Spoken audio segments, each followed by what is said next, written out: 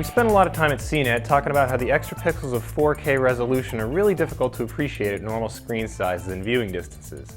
But the living rooms that will house Sony's VPL-VW350ES 4K projector are anything but normal. At a penny under 10 grand in the US, this is the least expensive 4K projector on the market.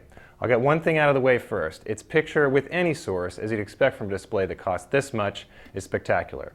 I tested it using a 120-inch screen in a completely dark room and observed excellent color accuracy, superb video processing, and plenty of contrast. No, its black levels aren't quite as deep as JVC's competing projectors like the DLA X700R, but otherwise I could find very little wrong with this Sony's picture. The fun part for me was comparing it to the JVC and a second high-end 1080p projector from Epson on that huge screen, and comparing 4K content from Sony's video player, the highest quality 4K source available today, to 1080p Blu-rays. I was somewhat surprised to see that even at that size and seated 9 feet away, it was still tough to tell the difference with most movies I watched, including After Earth, The Amazing Spider-Man, Fury, and most surprising, Lawrence of Arabia. But in some cases, the extra pixels of 4K really paid dividends in the form of significantly more sharpness and incredible, lifelike detail on my screen.